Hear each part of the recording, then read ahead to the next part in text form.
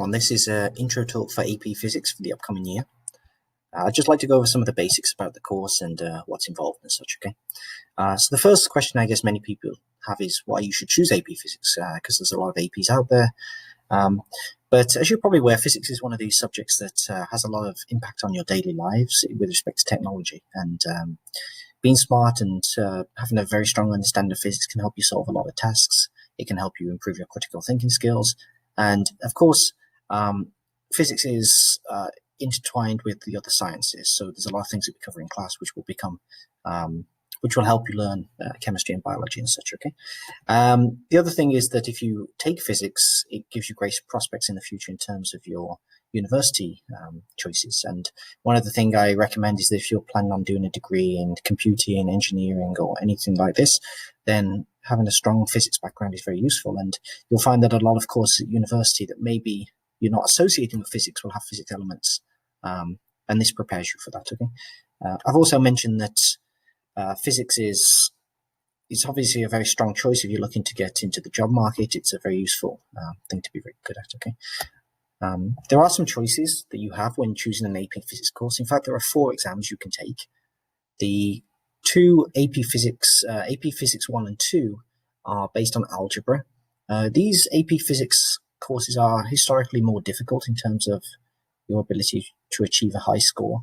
They're a lot more focused on conceptual thinking rather than solving problems. The reason we don't do them at this school is because they're very closely related to the high school physics class, just with more rigor. And what we tend to focus on more is the more in-depth calculus style, which is the AP Physics C options.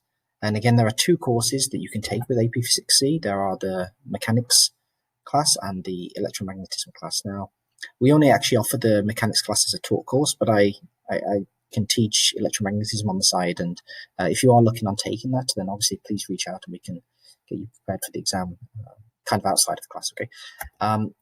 So you'll notice on the previous slide, I mentioned that calculus is required for the AP Physics course, AP Physics C this year. Calculus, if you're not familiar with it, is a course option that you can take at the school. It's a much more thorough way of doing physics problems. It's a lot more in-depth, but it does require that you know some mathematics that you may not have met at this stage in your schooling, okay? So if you know some of these terms, integration and differentiation and such, these are integral. These are very important in terms of what you need to know in terms of the mathematics. And I've got a problem here that I found. This was actually an example from a past paper where you have this shuttlecock falling under the effect of gravity. Okay, so it's got this force, this mg, and it's got this resistive force, which is dependent upon its velocity as it's falling through the sky. And you probably know that the faster it moves, the greater this resistive force is, okay? Now, in order to solve this question, it requires this much mathematics, okay? And I just want to point out a few things that appear in this question. So firstly, you'll notice there's a differential equation. There's a differential equation here, okay? Oops, I shouldn't have done that. There's also a integration by substitution. You have to make this substitution here where this VT is equal to this. You have to do some manipulation of logs and exponentials and such. And you can notice there's a lot of algebra involved, rearranging equations and things. So having a strong mathematics background is extremely important to be able to succeed in this class. And if you're not confident with mathematics, this is probably not the course for you, okay? But in that light, of course, you can take AP Physics alongside AP Calculus, and it's recommended that if you haven't done AP Calculus, then you need to do some work to catch up with those that have. If you've taken AP Calculus previously and you've done really well, then you will have no problems with the mathematics, I should imagine. Maybe you need to revise some of the key concepts, but overall, everyone seems to do quite well. I've said here that if you take AP Physics this year and AP Calculus alongside them, the courses run at different paces, so you might run into a little bit of trouble, but we'll discuss that at the start of the year. So just to give you a breakdown of what the course involves, there are actually 7. They expanded this now, oscillations and gravitation. These are actually separated into 7 topics. But you can see here, if you're familiar with physics, if you've taken high school physics this year, a lot of these will be familiar to you. So kinematics, Newton's laws, work, energy, power, linear momentum. These are the things that we've done previously in high school physics. The new things are angular momentum, particle collisions, and oscillations and gravitation. Again, we've touched on these a little bit, but we do them a lot more in depth, okay? If you are interested in taking AP Physics, see electromagnetism.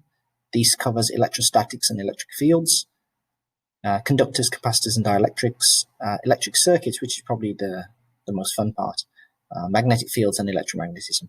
But I've said that if you haven't taken high school physics previously and you want to do this course on your own accord, I highly recommend that you take high school physics first, because these concepts, with mechanics, they're quite easy to get into the new concepts, but these things are a lot more difficult to study on your own for the first time, I feel. But, it's just my advice. So this means that when you take the AP Physics course at this school, we don't offer AP Physics 1 and 2 officially, so some topics you don't meet, like waves and optics, thermodynamics, particle physics, and such. I did put waves and optics in red because when you take AP Physics C mechanics, most of the material we cover for AP Physics 1, so you could take that on the side if you wished, but waves and optics does appear on that exam, but we don't cover it. But it's a very small portion, so you could learn this in a couple of weeks.